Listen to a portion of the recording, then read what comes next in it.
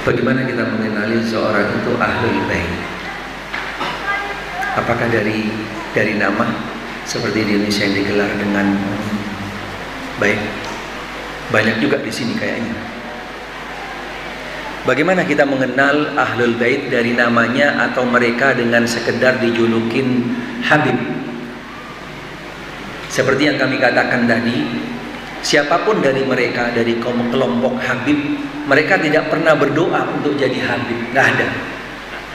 Tidak pernah minta berdoa untuk jadi Habib. Ini yang pertama yang perlu kita ketahui.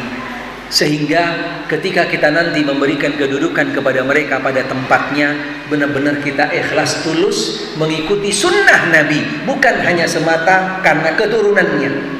Jangan lupa kita memberikan hak mencintai mereka dan seterusnya karena sunnah Rasul, karena perintah Rasul, bukan karena semata darah keturunan atau garis keturunan.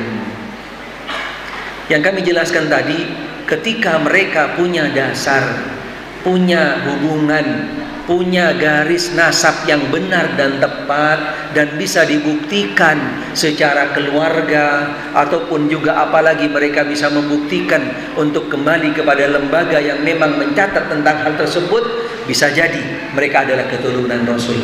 Mereka adalah keturunan Rasul. Tapi kalau cuma sekedar ngaku-ngaku Habib doang, itu kan, ini perlu hati-hati. Yang kedua, seperti yang kami jelaskan tadi, mereka yang punya garis keturunan yang benar dan mereka muslim, kemudian kita juga harus bisa untuk lebih selektif dalam artian melihat apa yang ada yang keluar dari mereka. Jangan semata dilihat karena Habibnya.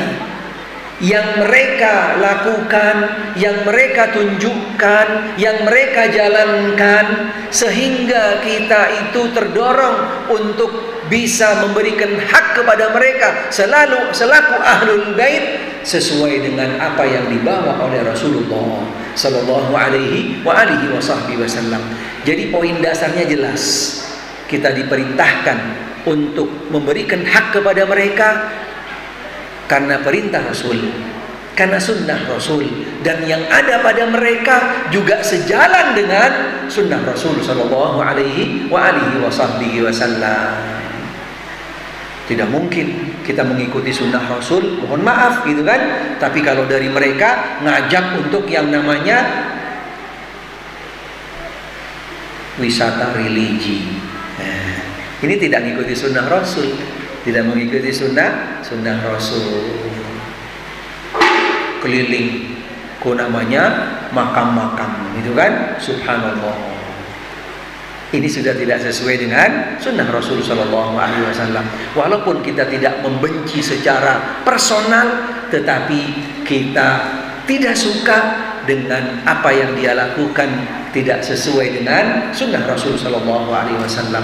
Apa manfaatnya kita membenci secara personal? Tidak ada manfaatnya. Tapi kalau kembali kepada apa yang dilakukannya tidak sesuai dengan sunnah Rasul, boleh-boleh saja kita tidak suka. Karena yang dia lakukan tidak sesuai dengan sunnah Rasul. Tapi kalau personalnya, apa untungnya? Nambahin hati tambah beban, bikin hati kita tambah beban. Kembalikan kepada dia, antara dia dengan Allah Subhanahu